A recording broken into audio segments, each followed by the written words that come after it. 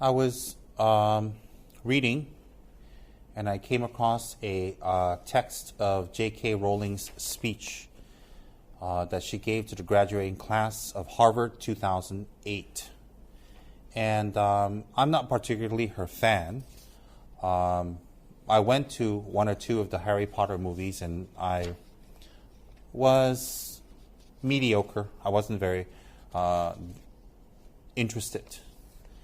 And I haven't read the book, but that doesn't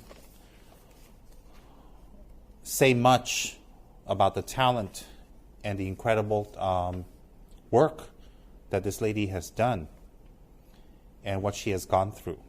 You see, my respect or liking for a person or admiration for a person doesn't really rely on just their work, because there are so many different types of work that exist in the world, and they benefit people in one way or another. And it may not directly touch me, but it doesn't mean that it's not good.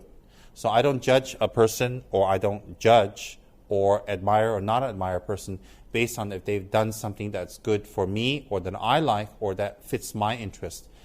It's more about their ability to go through a lot of vicissitudes in life and difficulties and hardships, and also to come out on top, to do what they believe they should be doing. I think that if we do things that we don't believe in much and we still come out on top, I think in a way we didn't really come out on top. So I think we need to really do what we need to do or what we believe in, no matter what the difficulties are. So I came across her speech and I found it full of wisdom. A lot of wonderful advice that people such as Gandhi, Buddha, Christ, great Greek philosophers, Chinese scholars have been saying for thousands of years. And I guess wisdom is wisdom, no matter whose mouth it comes from. Anyways, I wanted to post this on a blog, and I wanted to write a little bit of my thoughts about her speech. And then I realized that, I'm not a very good writer, so I didn't want to attempt to comment or write something that she wrote that she spoke that's so good and ruin it. And also I thought I don't want to get into writing so much because it would be quite a loss. So I thought I'll talk about her speech. I'm going to read her speech to you, and then I'm going to give you my thoughts on it. And I would like all my blog friends and blog people and students and Kichara and everybody in the world who needs to hear something that has been said millions of times over, that still rings true, that still is filled with wisdom. And if we can embrace this wisdom now, we would overcome so much of our problems and so much of our difficulties and so much of our mental claustrophobia that we have created for ourselves. And I always think to myself, why do people, including me, have to live in this type of claustrophobia? You see, if we're going to be around for 10, 20,000 years, we have time to play, to explain, to justify, to examine, and to overcome. But we're not going to be here for 20,000 years. We're going to be here, if we're lucky, 80 years, if that's considered lucky. And why would we want to spend 30, 20, 40, 60 years realizing who we are, what we can do, and some of the barriers that we put up, and some of the games that we play with ourselves to protect, inverted commas, protect ourselves? So I don't understand why someone who would live to be about 80 spend 20, 30, 40, 50 years exploring and then overcoming and then perhaps doing something. And that has boggled me since I was very, very young. Even before I studied Dharma intently, why people make themselves and people around them unhappy when it's not necessary, when all that time will pass. And I've seen so much in my growing up days of people who make each other unhappy, and now they're dead. And when they died quite unhappily. Some of us may believe in reincarnation, some of us may not be. but we need to believe in the here and now. And why do we need to make each other unhappy in the here and now? Anyways, this is what I wrote as an introduction to my blog for her speech, and I wanted to read it to you. Dear blog friends, I came across this speech by J.K. Rowling, author of Harry Potter, and I was amazed. There's much wisdom, dharma, insight, and very beneficial advice if we embrace it. Reading it has helped me today. I will read it again and again from time to time. I really liked it. I wanted to post this because I wanted all my friends to read the wisdom it contains.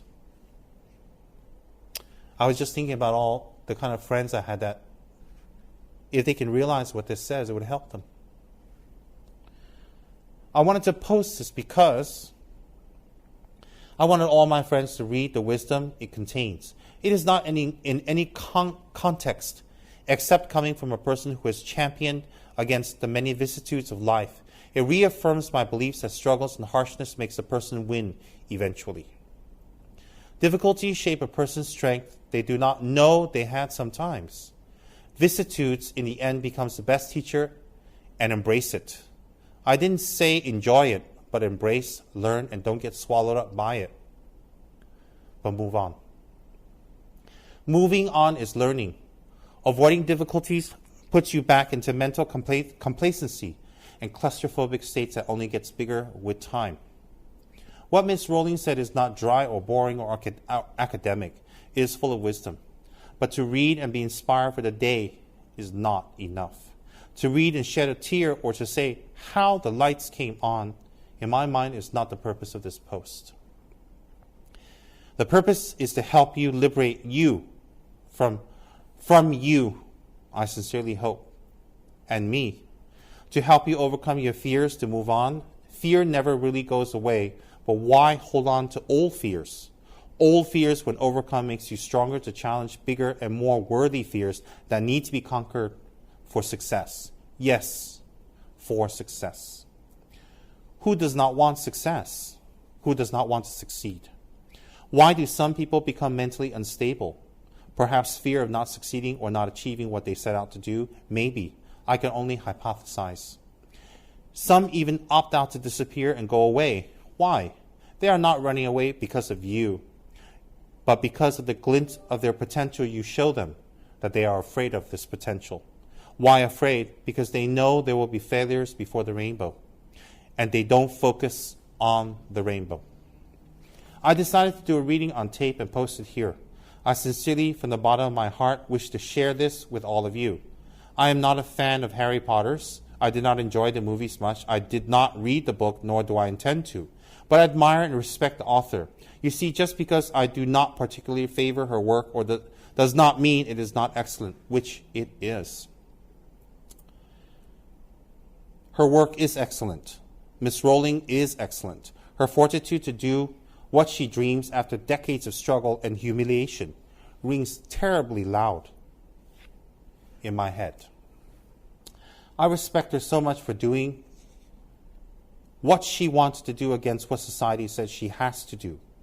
She didn't fight society, her parents, or her poverty. She didn't enjoy her poverty, but she saw the worth in it. She saw who she is today is what she embraced of herself in the past. Embracing the past should not be future tense. I repeat, embracing the past should not be future tense. Embracing yourself means to do what you need to do, no matter what the struggles are, what the difficulties you have to endure. Just do it. I wanted to repeat the last part of what I wrote up. And it says, she didn't enjoy her poverty, but she saw the worth in it. She saw who she is today is what she embraced of herself in the past. Embracing the past should not be future tense. Embracing yourself means to do what you need to do no matter what the struggles are, what the difficulties you have to endure. Just do it. That was my introduction to her speech. Her speech doesn't really need an introduction, but since I'm blogging it, I thought I'd give you some of my thoughts. And the speech is not very long, but I want everyone to please listen to it very carefully. Miss Rowling's entire speech, Harvard 2008. It was published in Harvard Gazette. It's online. President Faust, members of the Harvard Corporation and Board of Overseers, members of the faculty, proud parents, and above all, graduates. The first thing I would like to say is thank you. Not only has Harvard given me an extraordinary honor, but the weeks of fear and nausea I've endured at the thought of giving this commencement address have made me lose weight. A win-win situation. Now all I have to do is to take a deep breath, squint and read at the red banners and convince myself that I am the world's largest Gryffindor reunion. I'm at the world's largest Gryffindor reunion. Must be a character from her book. Delivering a commencement address is a great responsibility, or so I thought, until I cast my mind back to my own graduation. The commencement speaker that day was the distinguished British philosopher Baroness Mary Warnock. Reflecting on her speech has helped me enormously in writing this one, because it turns out that I can't remember a single word she had said.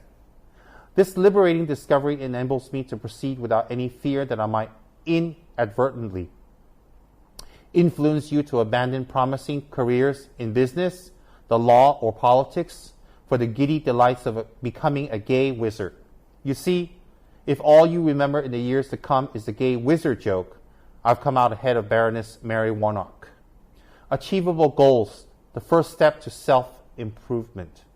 Actually, I have racked my mind and heart for what I sought to say to you today. I have asked myself what I wish I had known at my graduation and what important lessons I have learned in the 21 years that have expired between that day and this. I have come up with two answers. On this wonderful day when we are gathered together to celebrate your academic success, I have decided to talk to you about the benefits of failure. I repeat, I have decided to talk to you about the benefits of failure. And as you stand on the threshold of what is sometimes called real life, I want to extol the crucial importance of imagination. These may seem quixotic or paradoxical choices, but please bear with me. Looking back at the 21-year-old that I was at graduation is a slightly uncomfortable experience for the 42-year-old that she has become. Let me repeat. Looking back at the 21-year-old that I was at graduation is a slightly uncomfortable experience for the 42-year-old that she has become. Half my lifetime ago, I was striking an uneasy balance between the ambition I had for myself and what those closest to me expected of me. I was convinced that the only thing I wanted to do ever was to write novels. However, my parents, both of whom came from impoverished backgrounds and neither of whom had been to college, took the view that my overactive imagination was an amusing personal quirk and that would never pay the mortgage or secure a pension.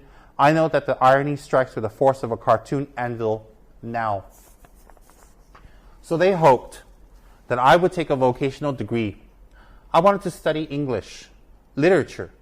A compromise was reached that in retrospect satisfied nobody, and I went up to study modern languages. Hardly had my parents' car rounded the corner at the end of the road, then I ditched the German and scuttled down the classics corridor. I cannot remember telling my parents that I was studying classics. They might well have found out for the first time on graduation day. Of all the subjects on this planet, I think they would have been hard to put a name on one less useful than Greek mythology when it came to securing keys to an executive bathroom. Let me repeat that. I cannot remember telling my parents that I was studying the classics. They might well have found out for the first time on graduation day. Of all the subjects on this planet, I think they would have been hard put to name one less useful than Greek mythology when it came to securing the keys to an executive bathroom. I find that kind of entertaining because I've read so many biographies of successful people who've made it. Successful is, of course, subjective. Who've made it in life, who've done something of benefit for themselves and others. And the key factor is that they did what they wanted, not what society told them they should do. They did what they felt they should do, and what made them successful is not really what they did. It's the passion and the belief that they put into what they did that made them very successful. And it seems to be a very strong underlying key in success, as she mentions here. So how would Greek mythology give her the keys to an executive bathroom, the perks of an executive, the life of one that's so-called successful? She realized that early on. And then let me continue here, please. I would like to make it clear, in parentheses, that I do not blame my parents for their point of view. There is an expiry date on blaming your parents for steering you in the wrong direction. I like that. There's an expiry date on blaming your parents. That's exactly what I feel. For all those people out there who are suffering and need counseling and help because of what your parents did to you, it's expired. Move on. Let me continue again. There is an expiry date on blaming your parents for steering you in the wrong direction. The moment you are old enough to take the wheel, responsibility lies with you.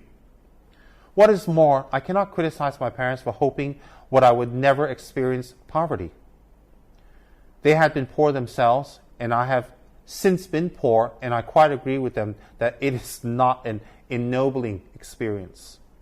Poverty entails fear and stress and sometimes depression. It means 1,000 petty humiliations and hardships. Climbing out of poverty by your own efforts, that is indeed something on which to pride yourself. But poverty itself is romanticized only by fools.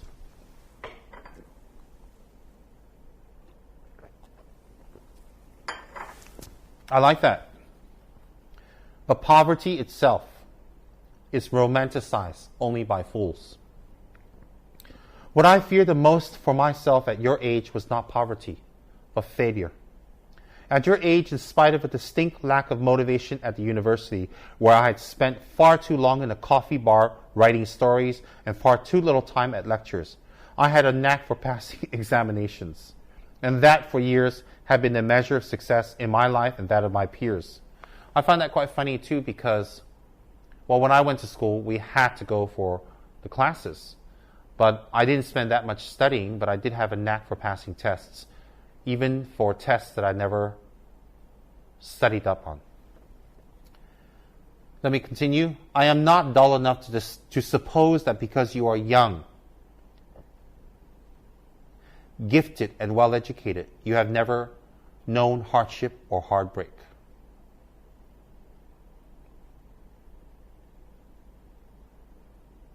Sorry, I skipped a part here. Let me go back. At your age, in spite of a distinct lack of motivation at a university, where I had spent far too long in a coffee bar writing stories and far too little time at lectures, I had a knack for passing examinations. And that, for years, had been the measure of success in my life and that of my peers, passing the examinations, that is. I am not dull enough to suppose that because you are young, gifted, and well-educated, you have never known hardship or heartbreak. Talent and intelligence never yet inoculated anyone against the caprices of fates. And I do not for a moment suppose that everyone here has enjoyed an existence of unruffled privilege and contentment. That's very deep. Let me go through that again. I am not dull enough to suppose that because you are young, gifted, and well-educated, you have never known hardship or heartbreak. Talent and intelligence never yet inoculated anyone against the caprice of the fates. And I do not for a moment suppose that everyone here has enjoyed an existence of unruffled privilege and contentment. So I guess she's saying however talented you are and however intelligent you are is not enough to protect you from fate and all that it brings in the future. So to pride ourselves on just being educated and being young and strong and maybe even coming from a good background will not protect us from the difficulties, problems, hardships, strains that life can and would bring eventually. In the Buddhist context, being born to privilege can be the result of negative karma. It can be the result of positive karma. And the reason for that is, if you're born to a life of privilege, where everything is given to you, handed to you, you may develop a sense of, well, everything's easy. I don't have to struggle much. Why do I do something for others? Why do I do something and try it? And if I fail, if I don't succeed, if I don't make it, it doesn't matter because I have a cushion to fall back on. We can have that kind of thinking so that we really work hard using our family background, our connections, name, wealth, fame if we have, education, whatever we have, to succeed further, more. But to succeed from ourselves, not from our family. I repeat, to succeed from ourselves, not our family. You see, having a big car, having a famous name, having a great education and branded items and living in a beautiful penthouse anywhere in the world or several places in the world doesn't mean we are successful, because it is not something we have actually in this life earned. It was something given to us. Albeit in the Buddhist doctrine, you created the causes for it. So let me continue. Although you have created the causes for it, was the causes from a positive standpoint or negative? If it's from a positive standpoint, then all that's been given to you that makes you privileged, you will do something more with it. You will do something bigger with it. You will do something more beneficial with it. How? Because you know that no matter how hard you work, if it's not successful, you can keep trying because you have a cushion. Now, from another standpoint, the other side of the coin is, if you've been handed things and given things and you come from a life of privilege and everything has been relatively easy. And basically, I guess privilege is, the secret here is not how much you got, is that when you were growing up, you basically did not have to worry about your mainstay, about your life, about your education, about your expenses, that someone took care of it. So if it came from a negative standpoint, a negative cause, then it would be that because of this, if I may, easy life, because of this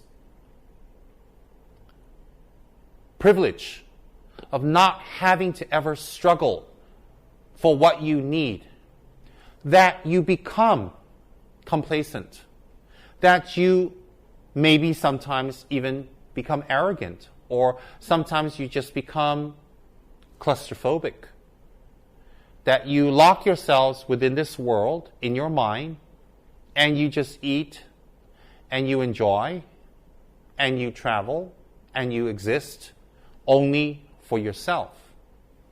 So that is a clear sign that the wealth and the privilege that you were born into was a result of your negative karmic disposition. Some people may think, well, you know, if I have all this money and I have all this wealth and I have all these cars and houses, that I would be happy. Well, you know, happiness is subjective. There are people in privileged positions that suffer tremendously quietly on their own. If I may say so with respect, someone like Princess Diana. You know, that's the first person that comes to mind, and I'm not penalizing her in any way. And there are people who are in privileged positions that do incredible things for others. And they just help. Example, the Princess of Thailand, the unmarried princess, her name slips my mind at this moment, who uses her wealth and her position and her background to serve the poor, the poverty-stricken, the difficult. And she dresses very simple, she's very modest, highly respected in Thailand. I can't comment anymore because I don't have the background more than that, what I've learned when I was there. Anyway, my point is that what you get and what you experience, and in this case we're using the example of privilege, can be the result of both bad and good, or positive or negative karmic dispositions. So simply to be rich doesn't mean it's good or bad. So I guess the mode in which you exist and what you do with it determines whence it came from. So therefore, what we need to realize is that we can take this example and apply it in every situation in our lives. So therefore, some of us who are born into difficulties and poverty develop qualities that bring us to the top and that inspire other people to come to the top. That would be definitely, being born in a poverty or difficult situation would be the result of positive karma, I would assume, I would guess. So therefore, I like what she says here. I like it very much. Let me continue. However, the fact that you are graduating from Harvard suggests that you are not very well acquainted with failure. You might be driven by fear or failure. You might be driven by fear of failure quite as much as a desire for success. Indeed, your conception of failure might not be too far from the average person's idea of success. So how high have you flown already, or already flown?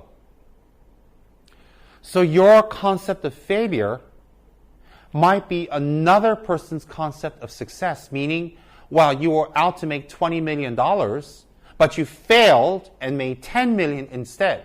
But you know what? The guy down the street would have been more than happy to have made $10 million because his concept of success is 10 million, whereas yours was 20, but you failed and made 10. And I find that a very interesting way of looking at things, because that's how we should all look at things. That our failure that we have put on ourselves may not necessarily be failure, may not necessarily be the end of the world. Because everybody's hopes, dreams, and desires, and wishes, and visions are very different. So what we have failed in could be another person's success. And I find that very deep, and I find that very meaningful, because in times where we are self-deprecating and we are not happy with ourselves, we become depressed, and then from that comes depression. We can overcome that by saying, hey, you know, what I've achieved is not so bad, because it's not what I actually wanted, it's not what I actually aimed for. But it's halfway there. It's 1/3 the way there. It's 1/5 the way there. Because if this other person had that failure, it would be success. So what we need to do is we need to think carefully and say, look, let's look at it from another objective. And you know, it's not mind games. It is mind exercises. It's ways to exercise your mind to look at things differently, to pull yourself out. Not that you're depressed.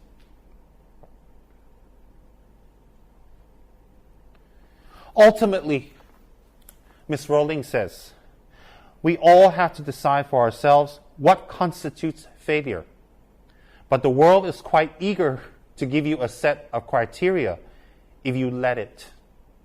The world is quite eager to give you a set of criteria of failure if you let it.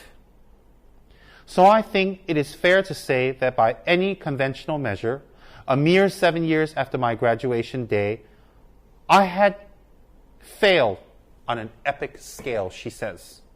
An exceptionally short-lived marriage had imploded, and I was jobless, a lone parent, and as poor as it is possible to be in modern Britain, without being homeless. The fears that my parents had had for me and what I had had for myself had both come to pass. And by every usual standard, I was the biggest failure I knew. Let me impose upon you to repeat that. Ultimately, We all have to decide for ourselves what constitutes failure.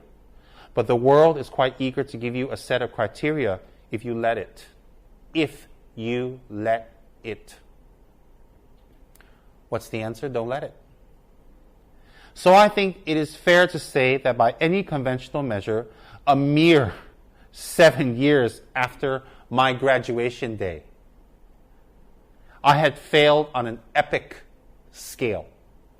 An exceptionally short-lived marriage had imploded, and I was jobless, a lone parent, and as poor as it is possible to be in modern Britain without being homeless.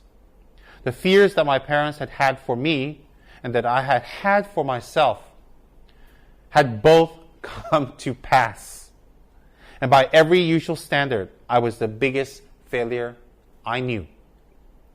Now I am going to stand here and tell you that Now I am not going to stand here and tell you that failure is fun. That period of my life was a dark one, and I had no idea that there was going to be what the press has since represented it as a kind of a fairy tale resolution. I had no idea then how far the tunnel extended, and for a long time any light at the end of it was a hope rather than a reality. She says again, now I am not going to stand here and tell you failure was fun or is fun. That period of my life was a dark one. And I had no idea that there was going to be what the press had since represented as a kind of a fairy tale resolution.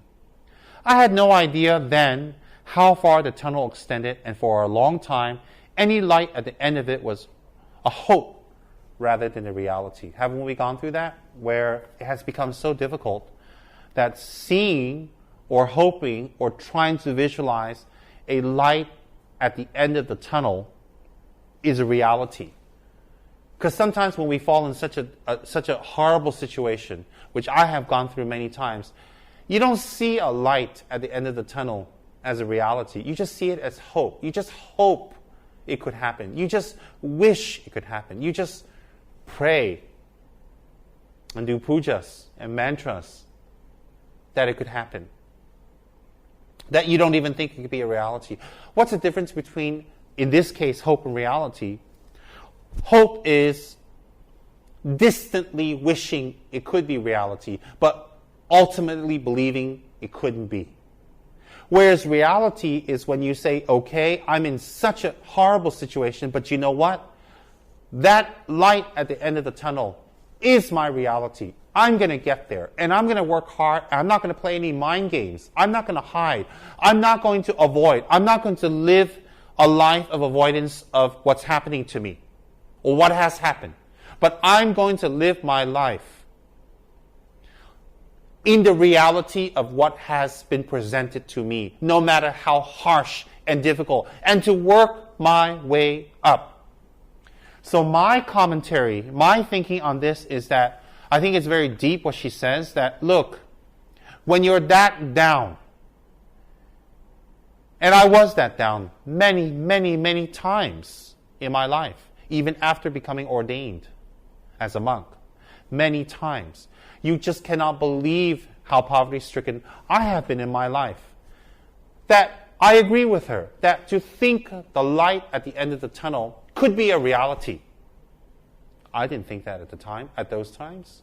I did not think at those times that there was a light at the end of the tunnel that would be my eventual reality.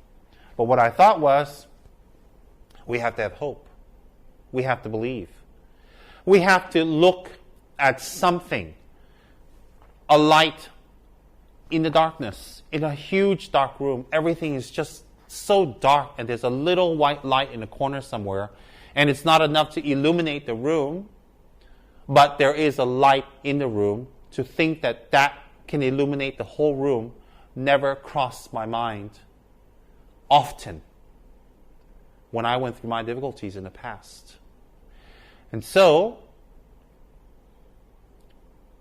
if I can go back in time and go through those difficulties again and think to myself, you know what?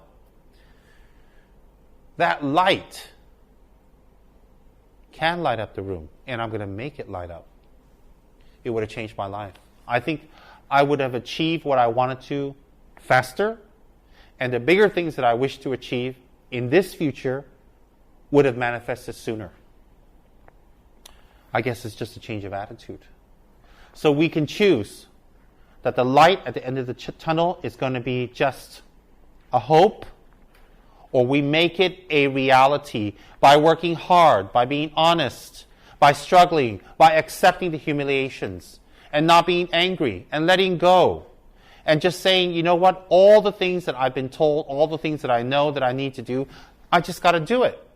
And I just got to, no more ands, if, and buts, no more excuses, no more explanations, because, explanations get us nowhere after it's been told more than 3 times. How many times can we explain to others why we cannot do something that we promised or we're supposed to do? How many times can we explain? How many times can we justify before our audience shuts off? Some audience will shut you off, just be cordial to you. Some audience will embrace you and wish you well. Some audience will totally ignore you and go away, disgusted. I mean, people are different. But it doesn't matter if they embrace us, they listen to us, or they go away. What matters is this is the experience that we have with our audience will be repeated again and again and again and again, as long as we see this light at the end of the tunnel as a hope and not a reality. So when you go toward it as a reality, you work towards it. You work towards it. Very deep, what she says here.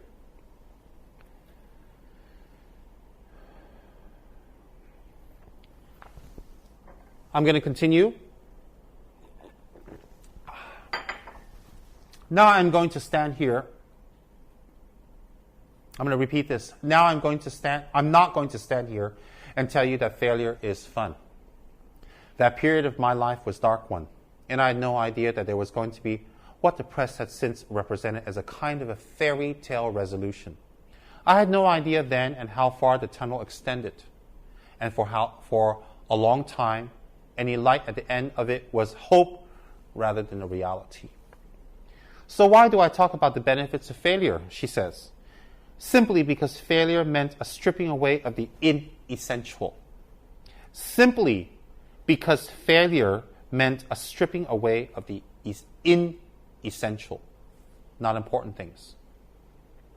I stopped pretending to myself that I was anything other than what I was. Wow. And I began to direct all my energy into finishing the only work that mattered to me. Had I really succeeded at anything else, I might have never found the determination to succeed in that one arena I believed I truly belonged. I was set free because of my greatest fear had been realized. And I was still alive. And I still had a daughter whom I adored. And I had an old typewriter and a big idea.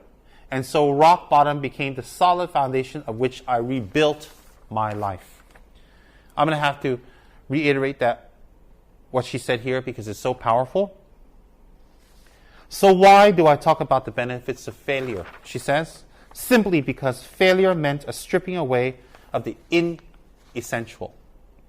I stopped pretending to myself that I was anything other than what I was. And I began to direct all my energy into finishing the only work that mattered to me. Wow. Failure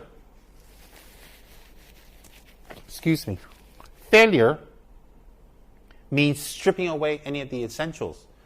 So if you have failed, you strip away the inessentials. What are the inessentials? I presume explanations of why you failed. Justifications, or long ramblings, or pointing fingers at who to blame, what to blame, and the situation. And stop trying to live a life that you cannot live anymore. Stop trying to be who you can't be, who you pretended to be, or who you thought you wanted to be anymore.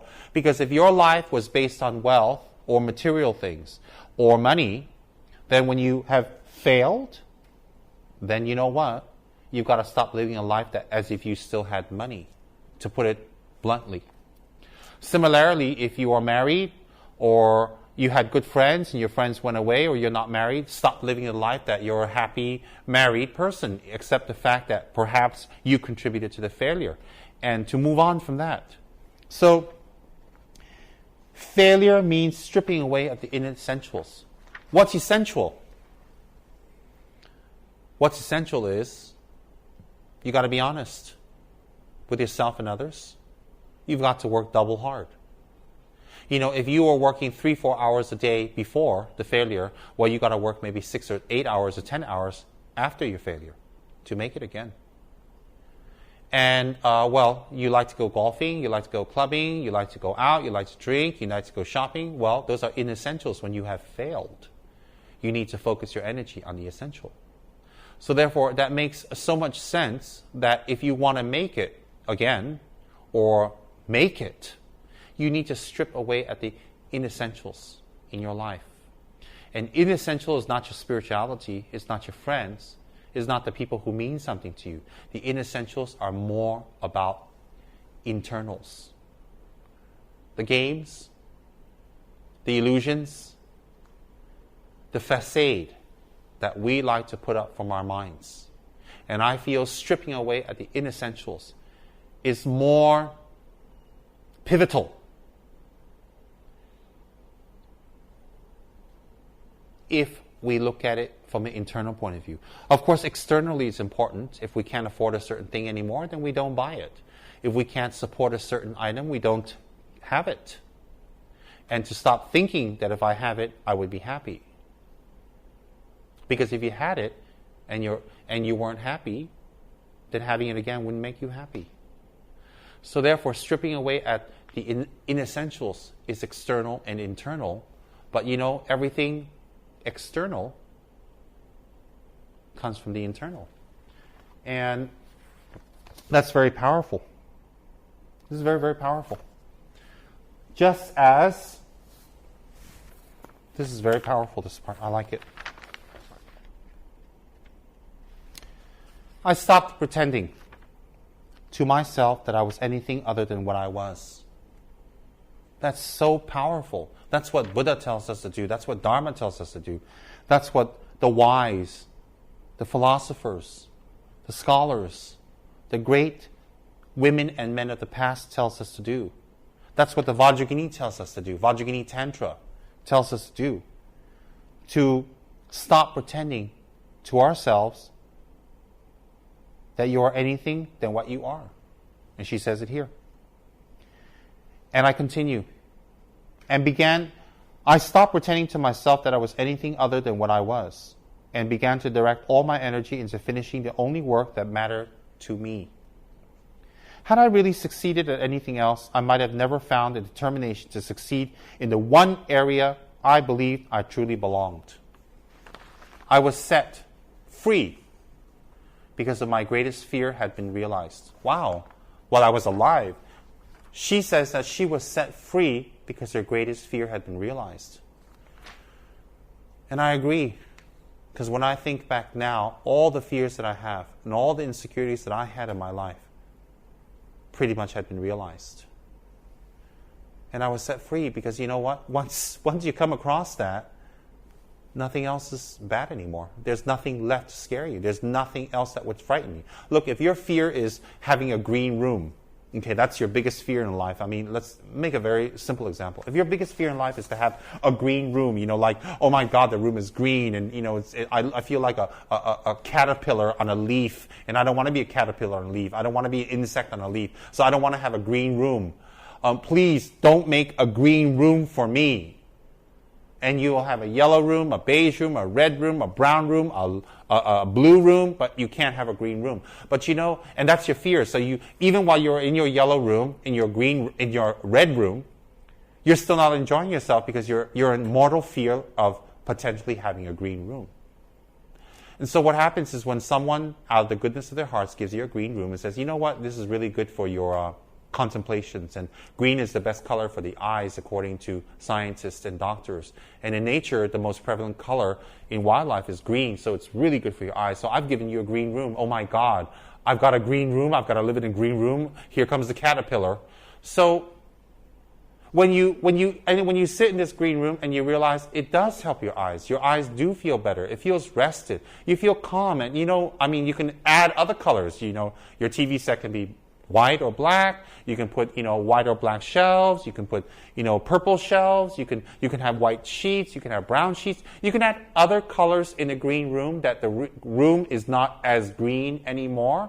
And then when you sit back and say, hey, I like my green room.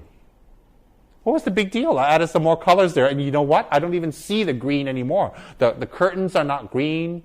The shelves are not green. The furniture is not green. The sofa is not green. The tables are not green. The carpet's not green. And I hardly see any of this green room. What was I scared of? And now, you know what? I can live in any room I want, any color, because I can change it. It's in my hands. And if I don't like it, I can repaint it. What was I in fear of all these years? And so when I read this is kind of what pops into my mind, that you know what? Because she says, because my greatest fear had been realized and I was still alive. That's very important, while I was still alive. And I still had a daughter whom I adored, and I had an old typewriter and a big idea. And so rock bottom became the solid foundation on which I rebuilt my life. Wow. When she hit rock bottom, that became the solid foundation of which Miss Rowling rebuilt her whole life. Because she had realized her fears, which was, look, everything I assume with respect that British society says you should have to be happy is marriage, kid, a nice job, executive perks, wealth, a country estate. And another greatest fear was that our parents had was not to be in poverty. And all of that had been realized. All her greatest fears had been realized. Now there's nothing else to fear. There's nothing else to be scared of. There's nothing else left that can frighten this powerful woman. She had been set free. Wow. Truth does set us free, no matter how cliche that sounds. Truth does set us free. And when I read this, it's kind of like I wrote it, but not so well, of course. I mean, I can speak it, but I can't write that well. I guess me not writing well is kind of a green room. We all have our little green rooms. Now, well, I have my computer, and I have big dreams too. And if she can do it,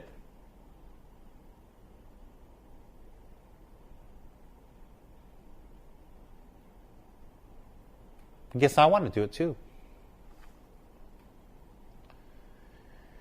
You might never fail on the scale I did, she says, but some failure in life is inevitable. It is impossible to live without failing at something. No matter how good you are, you're going to fail at something. Unless you live so cautiously that you might as well not have lived at all, in which case you fail by default. Failure gave me an inner security that I had never attained by passing examinations.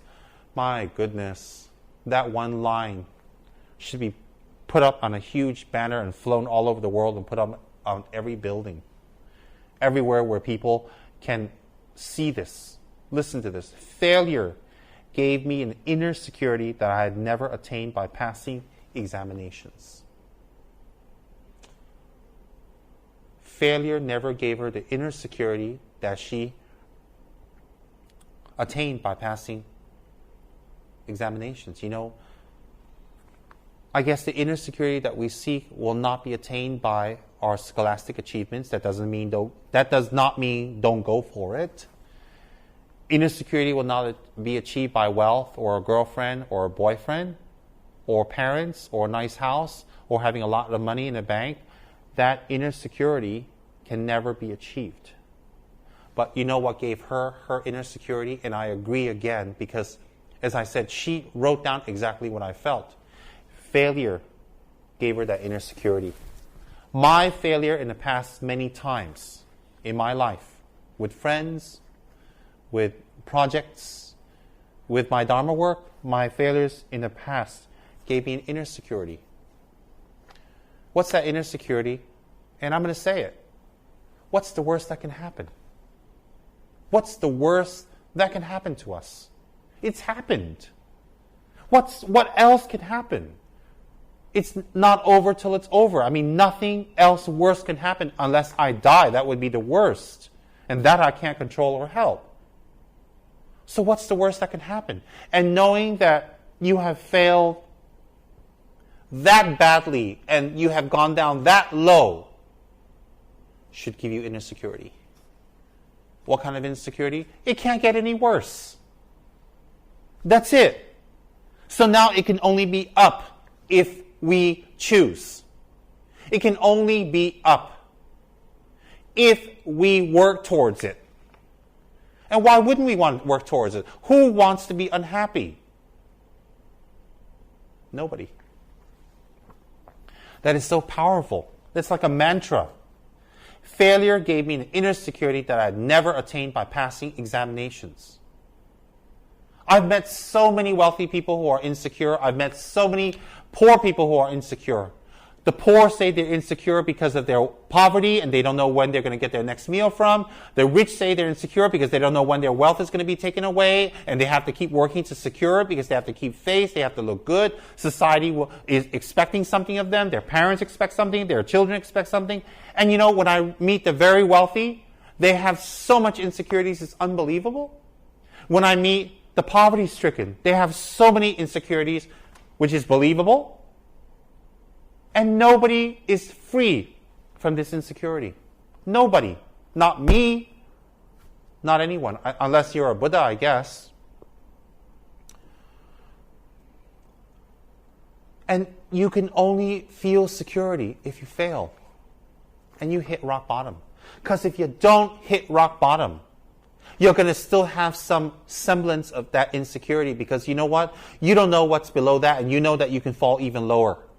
But if you can't fall any lower and there's nothing else to fall, if you're at the bottom at that well, not halfway, if you're halfway down that well, if you fell off the top of the land, you fell into a well, and you know, you fell halfway down the net, let's say you got caught, the well, let's say you got caught by a net halfway down. You don't know how deep the rest of the well is. It could be 2 feet, it could be 20 feet, it could be 90 feet. But if you fall to the bottom of that well, that's the bottom. There's nothing else.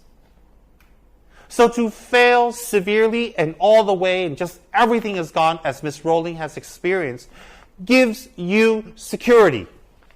So embrace your failures, small and big. Embrace your problems. Embrace your fears. And come out of it by being strong, working hard, honest, putting extra hours, removing all the essentials in your life. And then when you rebuild yourself this time around, it will be like being in that green room. Because you are not going to be afraid anymore. You are not going to fear anymore. And you will have a sense of peace and a sense of placidity, like a still lake, because you have gone down to the depths of the lowest of the low and you came up and there's nothing else you can experience. My example again, falling all the way to the bottom of that well, not halfway, not caught by a net halfway and not knowing what's below. Failure, big and small, gives us inner security. Avoiding failure, avoiding losing a face, only strengthens our insecurity and fears. That's wisdom.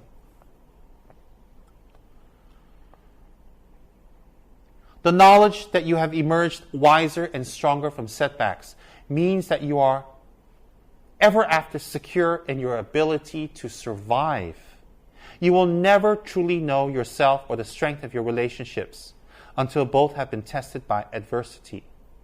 Such knowledge is a true gift, for all that is painfully won and has been worth more than any qualifications I've earned, she says. Let me repeat. The knowledge that you have emerged wiser and stronger from your setbacks means that you are ever after secure in your ability to survive. You will never truly know yourself or the strength of your relationships until both have been tested by adversity. Such knowledge is a true gift. For all that it is painfully won, and it has been worth more than any qualification I have ever earned. Again, wisdom feels like I'm reading Lam Rim. Powerful, ennobling, and the truth. If you're so afraid of losing your relationship and you do everything to maintain it, in most cases you lose it. Because your relationship is not built on something deeper and more, it's built on high maintenance. So it's not even a relationship. It's just a warm body next to you that you have labeled a relationship. That's just an example.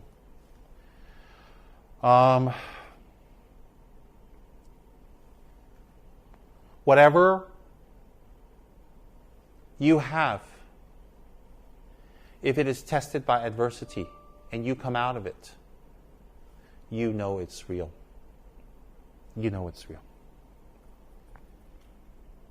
So given a time turner, I would tell my 21-year-old self that personal happiness lies in knowing that life is not a checklist of acquisitions or achievements. Wow, she's saying that, if she can turn time back, she would tell herself now who she is, and she would tell her old self, the 21-year-old, she would advise this, that personal happiness lies in knowing that life is not a checklist of acquisitions or achievements.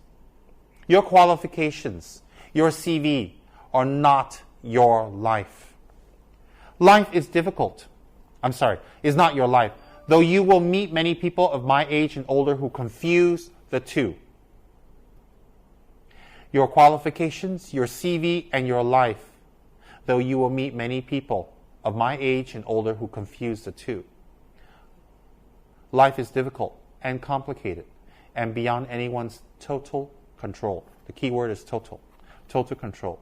And the humility to know that will enable you to survive its vicissitudes.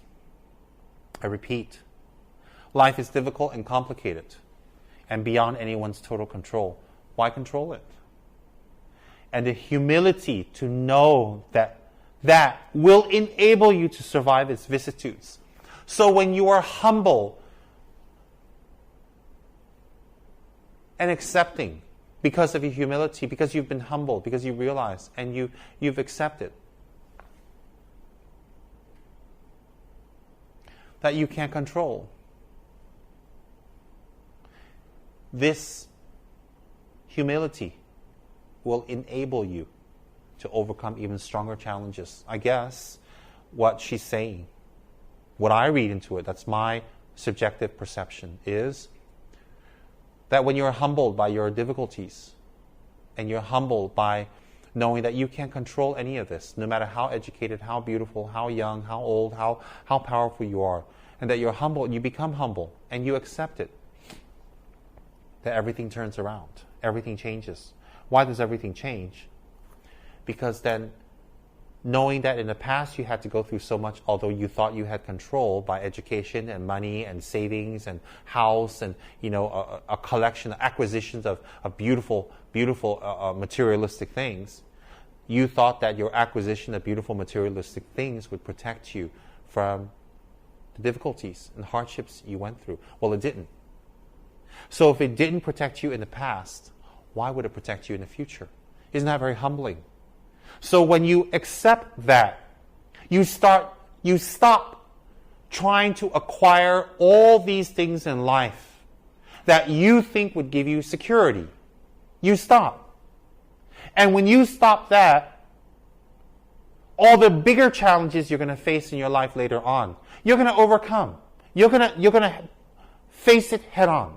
You're going to look at it straight in its eyes and grab the bull by its horns. And you're going to say, I'm going to overcome this. I'm going to overcome this.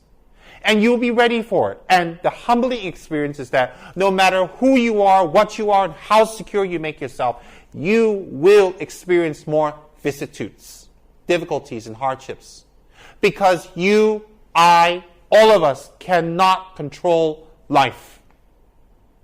So why control it by having a big car, lots of money in the bank? Why control it by getting names and titles and positions and a huge education and a big degree? Why control it?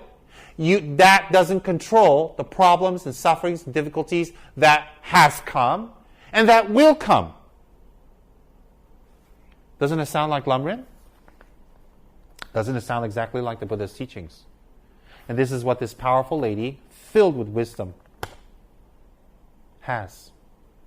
It's incredible that throughout the whole lecture she doesn't talk about her book much at all. She doesn't talk about her success, but she talks about what got her there. Very powerful. Excuse me.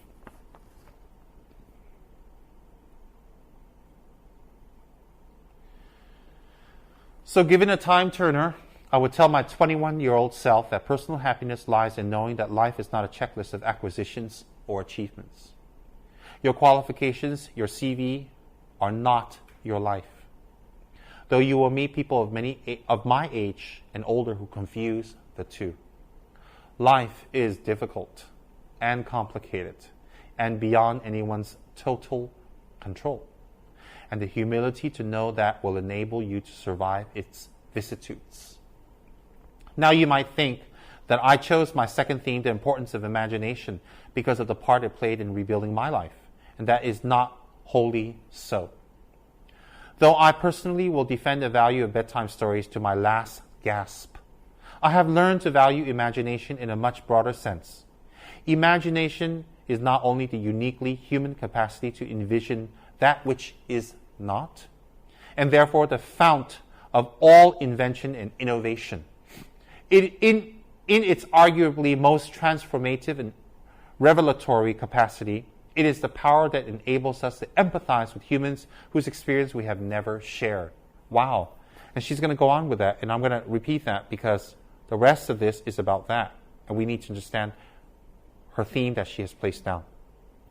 Now you might think, I chose my second theme, the importance of imagination, because of the part it played in rebuilding my life, but that is not wholly so. Though I personally will defend the value of bedtime stories to my last gasp, I have learned to value imagination in a much broader sense. I have learned to value imagination in a broader sense. Imagination is not only the uniquely human capacity to envision that which is not, and therefore the fount of all invention and innovation. It is arguably most transformative and revelatory capacity. It is the power that enables us to empathize with humans whose experience we have never shared. So she's saying, don't be stuck with what you see. Don't be stuck with saying, well, that's the way things are. Don't just say, well, that's how it is. Too bad. That's the way God planned it. That's the way their karma said it would be. They're stuck. We're stuck. I'm stuck. That's the way it is. The power of imagination is to visualize what is not, but what can be.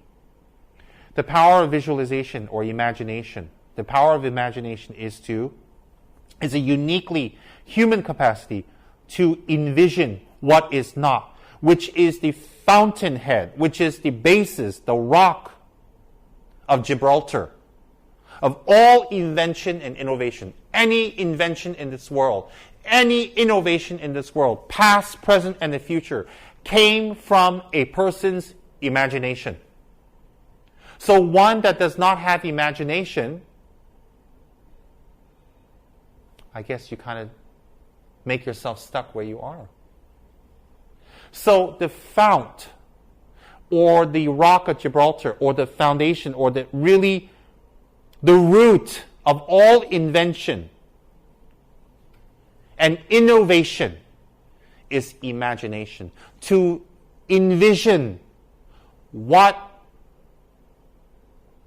could be, but is not. what can be, but not totally there, what you can do and have not done. This gives us hope. This gives us a light in the dark tunnel that can become a reality. And to work towards this,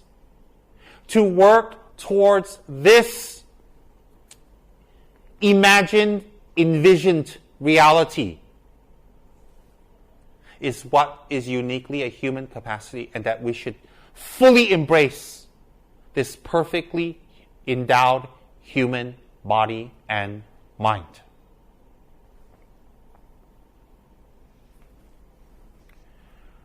One of the greatest formative experiences in my life preceded Harry Potter, though it informed much of what I subsequently wrote in those books.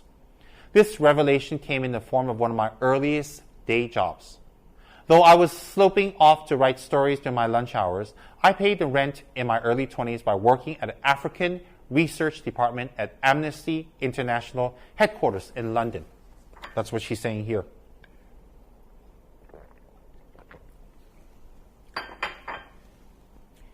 There in my little office, I read hastily scribbled letters smuggled out of totalitarian regimes by men and women who were risking imprisonment to inform the outside world of what was happening to them.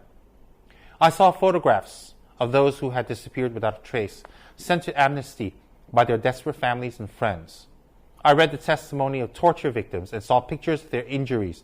I opened handwritten eyewitness accounts of summary trials and executions of kidnappings and rapes. Many of my co-workers were ex-political prisoners, people who had been displaced from their homes or fled into exile because they had the temerity to speak against their governments. Visitors to our offices included those who had come to give information or to try and find out what had happened to those they had left behind.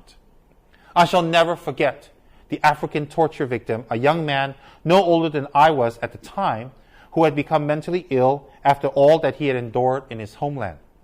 He trembled uncontrollably as he spoke into the video camera about the brutality inflicted upon him. He was a foot taller than I was and seemed as fragile as a child. I was given the job of escorting him back to the underground station afterwards. And this man, whose life had been shattered by cruelty, took my hand with exquisite courtesy and wished me future happiness. As long as I shall live, I shall remember walking along an empty corridor and suddenly hearing from behind a closed door a scream of pain and horror such as I have never heard since. The door opened and the researcher poked out her head and told me to run and make a hot drink for the young man sitting with her. She had just had to give him the news that in retaliation for his own outspokenness against his country's regime, his mother had been seized and executed. Every day of my working week in my early 20s, I was reminded how incredibly fortunate I was to live in a country with a democratically elected government where legal representation and public trial were the rights of everyone. Every day I saw more evidence about the evils humankind will inflict on their fellow humans to gain or maintain power. I began to have nightmares, literal nightmares, about some of the things I saw, heard, and read. And yet I also learned more about human goodness at Amnesty International than I had ever known before. Amnesty mobilizes thousands of people who had never been tortured or imprisoned for their beliefs to act on behalf of those who have. The power of human empathy leading to a collective action saves lives and frees prisoners. Ordinary people whose personal well-being and security are assured, join together in huge numbers to save people they do not know and will never meet. My small participation in that process was one of the most humbling and inspiring experiences of my life. Unlike any other creature on this planet, humans can learn and understand without having experience. They can think themselves into others, people's places. Of course, this is a power like my brand of fictional magic that is morally neutral. One might use such an ability to manipulate or control just as much as to understand or sympathize. And many prefer not to exercise their imaginations at all. They choose to remain comfortably within the bounds of their own experience, never troubling to wonder how it would feel to have been born other than they are. They can refuse to hear screams or to peer inside cages. They can close their minds and hearts to any suffering that does not touch them personally. They can refuse to know. I might be tempted to envy people who can live that way, except that I do not think they have any fewer nightmares than I do. Choosing to live in a narrow spaces leads to a form of mental agoraphobia, and that brings its own terrors. I think the willfully unimaginative see more monsters. They are often more afraid. What is more, those who choose not to empathize enable real monsters. What is more, those who choose not to empathize enable real monsters. For without ever committing an act of outright evil ourselves, we collude with it through our own apathy of it. Powerful. So what is she saying? That humans have this powerful ability to envision, to put themselves in place of another, although we are not experiencing what they're experiencing, and feel their pain, feel their torture, feel their experience, and empathize, and go beyond empathy, and to do something about it. Because if we don't, we enable and collude inadvertently with monsters who perpetrate these acts on others. So when we stay quiet, and we do nothing, and we make no effort, although directly we didn't do anything bad, indirectly we are colluding. And we are allowing others to be monsters, others to harm themselves and others. It's very powerful.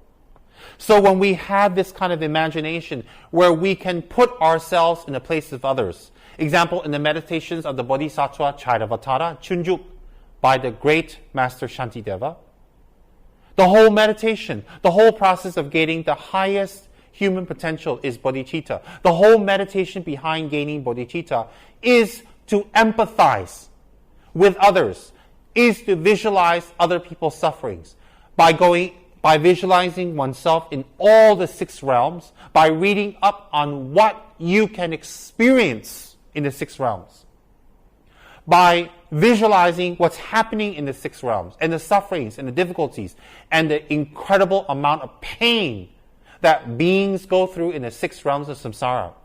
And to read about it, understand it, contemplate, meditate, and then to put yourselves in that place, and then to empathize with those who are already there or will go there. And from that, develop a genuine sense of compassion.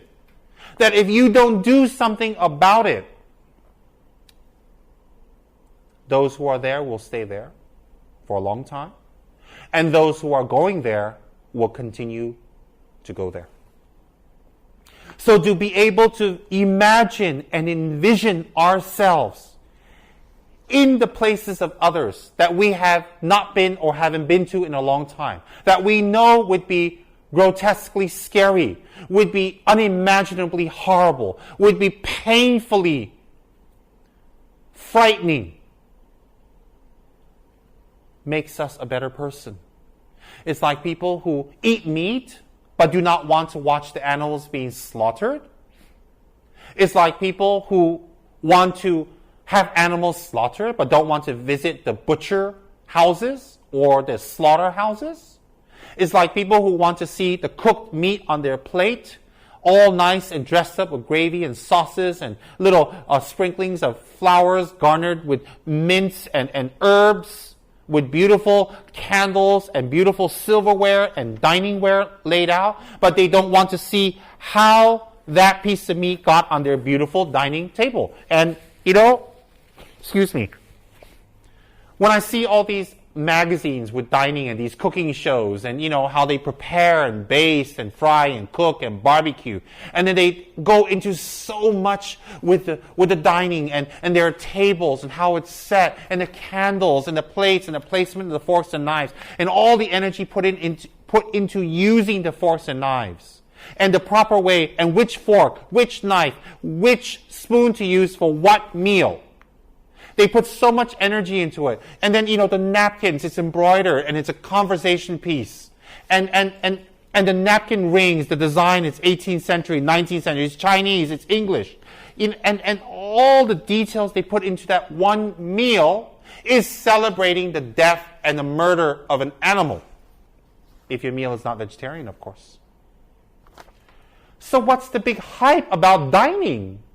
What's the big hype about dining tables and dining ware and expensive china and antique silverware and the candelabra and the cooking and all that? What is the hype? You are in fact creating an altar, a shrine to the death and murder of millions of animals who need to be slaughtered mercilessly to get on your beautiful dining table.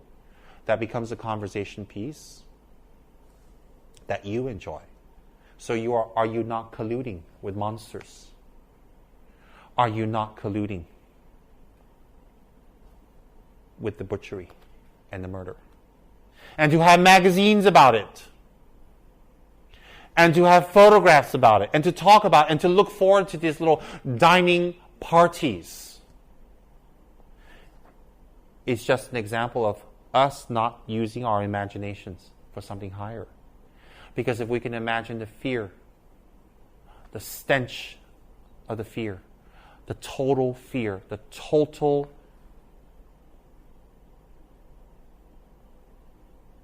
screaming of an animal being led to be butchered and the tears flowing from their eyes, how can dining be a positive experience? Or it becomes an art. Or it becomes something we live our lives for and waste our times on. How can it be? And that is applied to every situation. Furs, that is applied to, labor, using other people, suffering and taking advantage of the underprivileged for your wealth. Cheating people in the office, to make someone lose points or to make someone look bad or to make someone lose face so that you look good. It applies to everything, doesn't it? Because if we can imagine that if someone make us lose face and we have to suffer so much humiliation, would we like it? I wouldn't like humiliation, so why would I make the other person lose face? Why don't I just tell the truth or be nice and be skillful? Do I like to be deceived? Do I like to be cheated? Do I like to be told a lie? Do I like to be told something that's not true? Do I like someone pushing their faults onto me and making me take the blame because they're more powerful than me, or they have more latitude to exercise that power on me at the moment?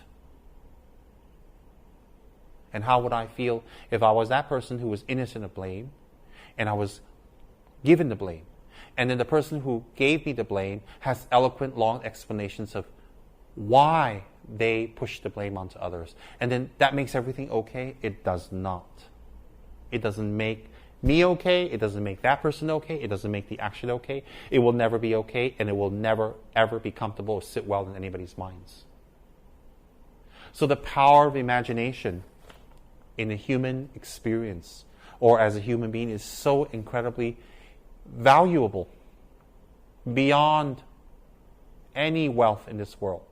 When we can visualize ourselves in place of others and in their suffering and in their difficulties and in their problems, and that we would not want that for ourselves, and that would mean they don't want it for themselves, and therefore they and I are exactly the same. Because they and I are exactly the same,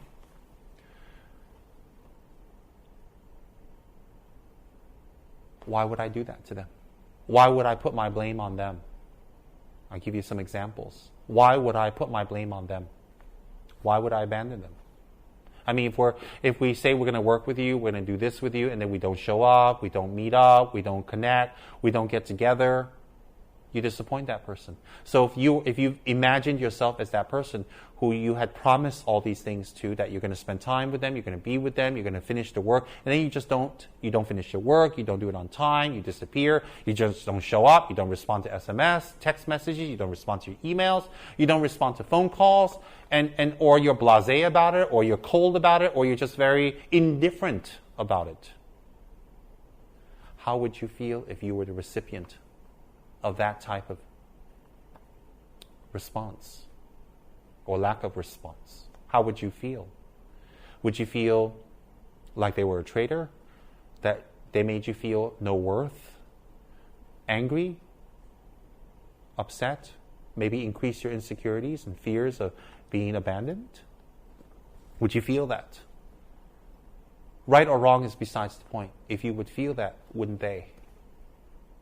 If they can feel that, why would you do that to them? Why would you do that to them? And if you do that to them, then you are not exercising your incredible, powerful ability to imagine, gifted to you as a human being, that empowers you to empathize, that gives you the fodder to empathize. And by empathy, by empathizing, by developing a truly empathetic heart, you will not harm others. You will not make them lose face. You will lose face for them. You will not cheat them. You rather be short $1 to make sure they have $1. You will not burden them with your burdens. You will take the responsibility that is due to you and not push your responsibilities onto others. You will not slaughter them. You will not lie to them. You will not cheat them. You will not do any harm to them because you have imagined yourself in the same situation. And you can empathize with their pain, or pain to be as same as you would experience. And hence, you wouldn't do that. And it would just transform your mind and your life and your attitude and your actions. So empathy is very powerful. And in Shantideva's discourse, in the Bodhisattva, Chairavata, it says clearly, to begin our empathy, to repay the kindness of others to us, we start first by visualizing ourselves as our mother and the difficulties she had to endure with the 9 months in her stomach, that we gave her so much pain, discomfort, stretching her body. Then when she gave birth, the incredible amount of agony, and some even die in childbirth. Some become anemic or sick after giving children, yet they still love their children, yet their concern is still their children. And to start with that, and to have gratitude towards one's mother, if it applies. And then to extend that to one's father, extend that to one's uncle, aunt, and friends, and everybody around you, till we can imagine ourselves in their position and how directly and indirectly kind they have been to us. And that this kindness doesn't stop at just feeling empathy or having tears roll down our eyes, but it continues with, well, now I need to transform myself to repay their kindness. How is it that you can repay their kindness? By transforming yourself. Simple. When you don't harm anyone anymore, or your harm is less, at least in the beginning your harm is not so overt and gross, gross. It's more on a subtle level, which will take more time, that you've improved. So for all the things that other people have given you and helped you with and loved you and had hopes in you, you are returning their kindness by becoming a kinder person. And that's the goal of Dharma. That's the goal of religious practitioners or spiritual practitioners. That is a goal beyond Dharma and religion. That is a goal of a human being who has the capacity to be able to imagine and therefore develop empathy and care and develop some sort of feeling and some sort of mutual consensus of a suffering that is or can be avoided. Therefore, what Ms. Rowling is saying here is very powerful. It's very, very powerful. The power of imagination. And when we don't choose the power of imagination, she says here, I might be tempted to envy people who can live that way, who don't want to imagine other people's sufferings, who don't want to see the sufferings of peer into cages, or, they don't want to listen to other people's poor me stories or their sufferings and difficulties. They just don't want to know. They just lock themselves in their room and just very, very hedonistically enjoy themselves. If I may use the word hedonistic in a respectful way. And they refuse to listen. They refuse to pay attention. They refuse to acknowledge or to see or to get close. And, their idea of charity work is not get their hands dirty. The reason why she does not choose that way to avoid the suffering, and that she may even be envious of it, is because by living in that kind of space, it forms a mental agoraphobia, which means agoraphobia is a state where you're afraid to go outside of your house. You're just scared to death to go out. So what's mental agoraphobia? Of course, in the way she's using it, is you're afraid to go out of your shell, to go out of your imagined world, to go out of, and imagined is used in a different manner in this case, to be scared and frightened, to go out of your perfectly constructed illusions of life. So a mental agoraphobia is not being able to go out of that mind. You don't want to see suffering. You don't want to see the problems of others. You don't want to hear about it. You don't want to know about it. You don't want to understand it. You don't want to go near it. You do not want to have anything to do with it. Because you're afraid to feel empathy. You're afraid to feel compassion. You're afraid that you will be morally bound, ethically bound to do something. And you don't want to do something. You don't want to do anything because you want to be in your own space. And that space can be envied.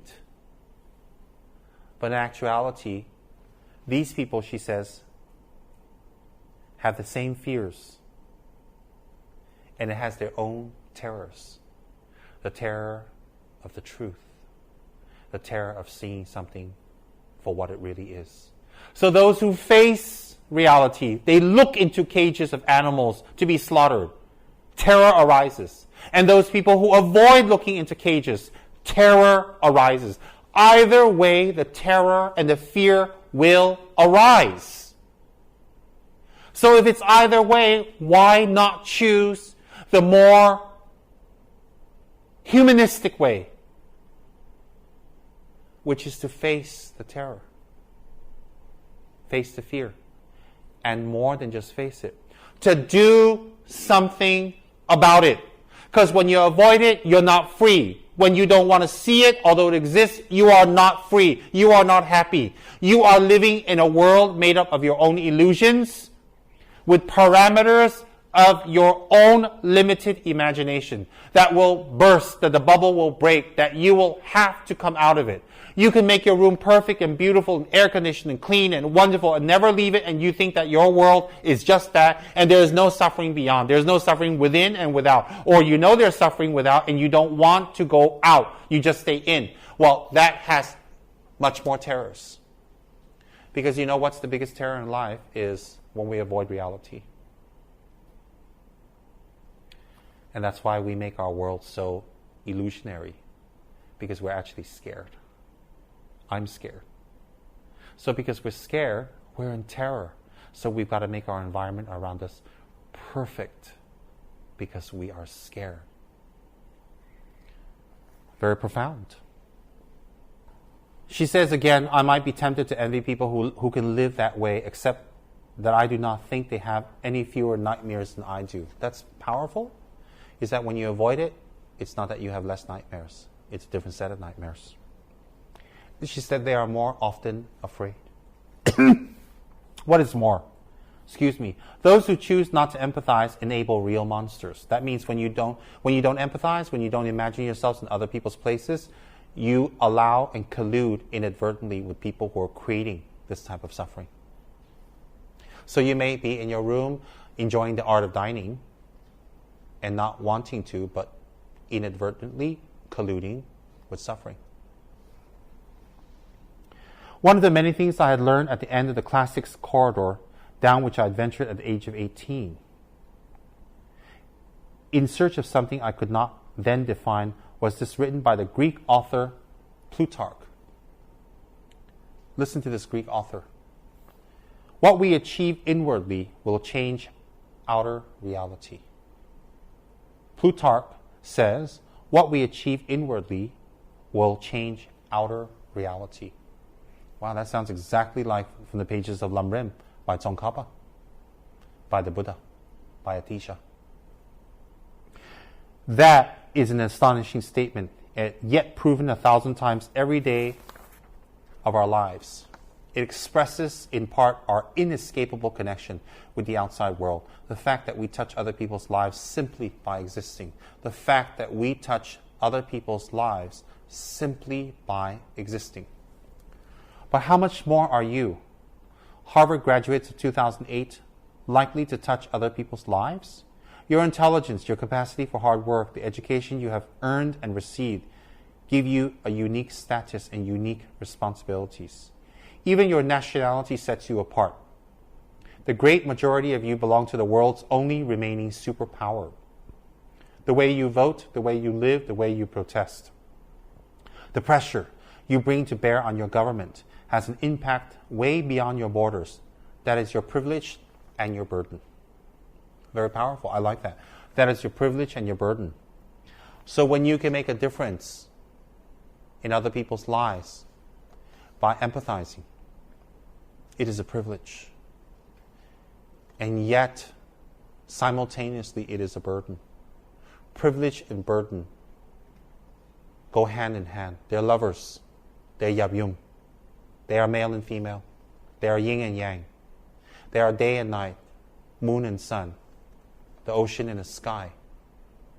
There are polarizations, yet they go hand in hand.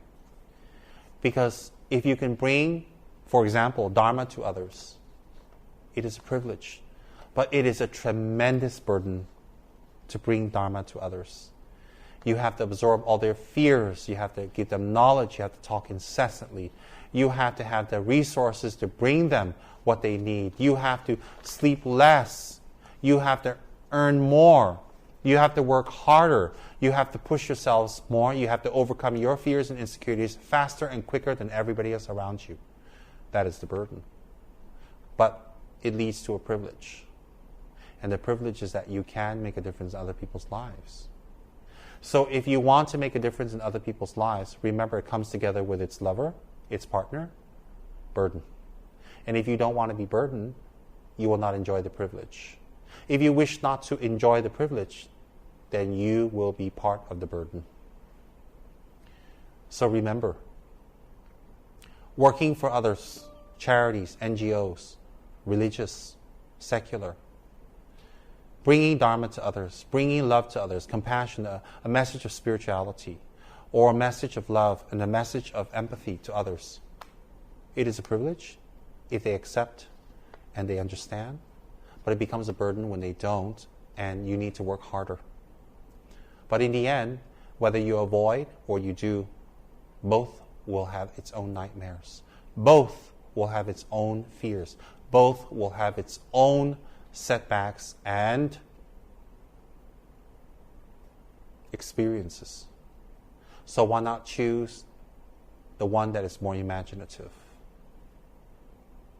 rather than the one that you disallow the power of your imagination, which from it arises empathy.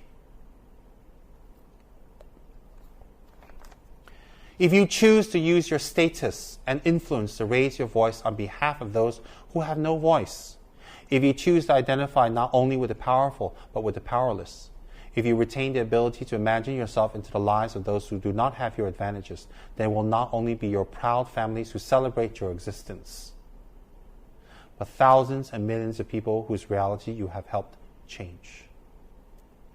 We do not need magic to change the world. We carry all the power we need inside ourselves already.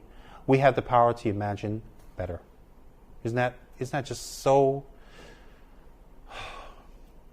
deep,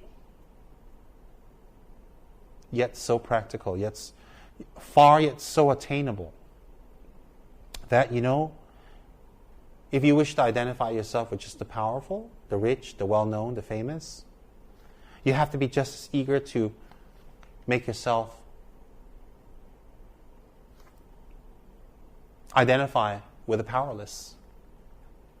So I guess some of these great lamas of Tibet who go out and meet the superstars and meet the rich and the businessmen and the successful and the scientists and all that, they meet all the powerful and famous people. I guess a mark of their spirituality is also that they meet with the people who are not. And they are able to reach both, and they are empathetic to both, and they can identify with both. So I guess a mark of a great person, a spiritual person, or an attained person, or someone who's just a good human, is one that can identify with those who have the power and those who don't.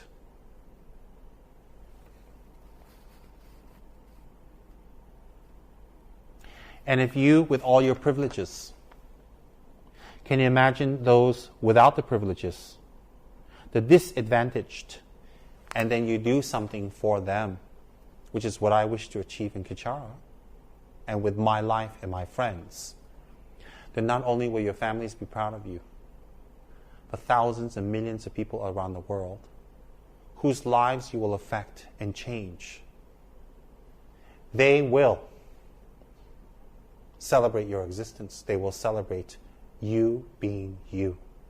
And later, all your difficulties and pain and sorrow and everything you went through will be an inspiration to others. Maybe that is why very high attained lamas in Tibet are born into the most humblest, the most difficult, and the most problematic of families, and the most suffering of families. That they can feel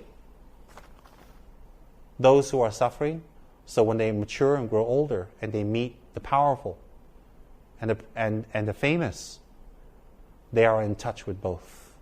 Perhaps that could be why. Perhaps.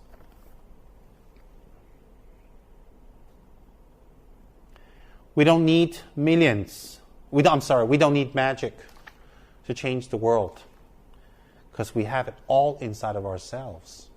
Just change ourselves. Be empathetic. Every time you wish to harm, or you wish to throw your responsibility, or you wish to cheat or lie or damage someone, think how that person would feel. Think how you would feel if you were that person. And it's done over and over to you. To suffer 1,000 humiliations again and again, because you're in a position to receive the humiliations. And to give the humiliations because you're in a position that allows you to give it. So when you have a power of imagination, put yourself in their place, you will empathize and you will not do it. I'm nearly finished, she says. I have only one last hope for you, which is something that I already had at 21. The friends with whom I had sat on graduation day have been my friends for life. They are my children's godparents, the people to whom I've been able to turn in times of trouble, people who have been kind enough to not to sue me when I took their names for Death Eaters. At our graduation, we were bound by enormous affection, by our shared experience of a time that could never come again, and of course, by the knowledge that we held certain photographic evidence that would be exceptionally valuable if any of us ran for prime minister. So we hold photographic evidence of each other that could be used and that could be exceptionally valuable, she jokes, if any of us ran for prime minister. Who didn't have their clothes on? So today, I wish you nothing better than similar friendships. And tomorrow, I hope that even if you remember not a single word of mine, you remember those of Seneca, another of those old Romans I met when I fled down the classics corridor in retreat from career ladders in search of ancient wisdom. And Seneca says, as is a tale, so is life. Not how long it is, but how good it is what matters. I wish you all very good lives. Thank you very much. She concludes. Listen to that last paragraph. So today, I wish you nothing better than similar friendships. And tomorrow, I hope that even if you remember not a single word of mine, you remember those of Seneca, another of those old Romans I met when I fled down the classics corridor in retreat from career ladders in search of ancient wisdom. As is a tale, so is life. Not how long it is, but how good it is what matters. Very powerful. And it's so funny because when I was growing up, I was told that I had to get a really good education, and I had to get a degree, and I had to get a good job, and I had to get married, and I had to have kids, and I had to have sons, if you're Asian, and that they will take care of me when I'm old, and that if I get a good job, I'm going to enjoy my life because I can buy cars, and I can have houses, I can travel, and I can buy all the things that I want. And this is what was pounded into my head as I was growing up. That's what my step-parents had told me. And I think they told it from the goodness of their hearts. I think that's all they knew. So I don't resent it at all. But deep down inside of me, I said to myself, no, that's not what's going to make me happy. Because I didn't see them as happy. And all the people around me as happy. That's not going to make me happy. And, like Rawlings, I studied. I crammed in things. I didn't study to remember forever. I studied just to pass a test. And many times I didn't study and I still passed the test. Somehow I have a way with passing tests without having to study. And I'm sure many of us are guilty of the same, if I may. And but I was very much into going to the local Dharma center. I was very much into reading books that I had borrowed from Carmen Kichikov or Anila down the street. And I would lock myself for hundreds of hours in my room, reading Dharma books, contemplating, meditating, doing my mantras, thinking, going for teachings, going for Dharma talks with my teacher. And I would just run away from the conventional studies and learnings that I was required to do. And I would just go for Dharma. Why? It wasn't in me. It wasn't a part of me. It's not in me to believe that degrees, position, power, and money would make me happy, even 40 years ago. I didn't believe that. I couldn't express it. I couldn't say it. And I still can't express it that well now, but Ms. Rawlings has expressed it very well in her last paragraph. She's expressed exactly what I wanted to say in my context, but it's the same. So this is how it is. As is a tale, so is life. A tale is a story. So as a story, as is in a story, as in a story, as is a tale, so is life. Life is just a story. It's just a tale. And how long it is doesn't matter. But how good it was, what we've done with it really matters. And Miss Rawlings has really summarized her life and her struggles and her learning and her wisdom and her ability to convey her wisdom to others, all condensed by this one line by the ancient Roman philosopher Seneca. And I find it quite amazing. Not her wisdom, not Seneca, and not what she said. I find it quite amazing that wisdom is wisdom. Whether it's said by Seneca, Rowling, Buddha, any great saints, Jesus, teachers, parents, elders, sadhus, swamis, gurus, wisdom is wisdom. And that wisdom is very, very simple, condensed into two, which she clearly highlights. One is the power of imagination. From the power of imagination, putting yourself in other people's places, you get rid of your own fears and insecurities, and you stop hiding. You just stop hiding, and you come out. When you come out and you stop hiding, you can change other people's lives just by existing. just by existing. And to not count your life by what you have accumulated or acquired doesn't bring happiness at all. And to be real to yourself and to face it. And so the first one is the power of imagination. The second one is the power of failure. To fail on a small scale, on a medium scale, on a big scale. And to understand the failure and to embrace the failure and to embrace yourself through that failure. By shirking off, taking off all your illusions and delusions of who you think you are, but to face who you are and to move on from there. So right now, if you're someone who always doesn't finish your assignment on time, you push your responsibilities on others, or you're stingy, or you don't want to face pain or difficulties, that's who you are. Embrace it. That's who you are. That's who you are. Don't celebrate it. Accept it. Don't advertise it and use that as an excuse, but to face it and say, that's who I am right now. And that's who I need not be. That's who I need not be tomorrow or the day after or next year. And to work towards it daily, hourly, by the minute. That every time you want to blame someone, you blame yourself and you say it. And every time you want to hide into your own little reality, you face it that, you're in this kind of circumstance, if it's dire or not. If it's difficult or not.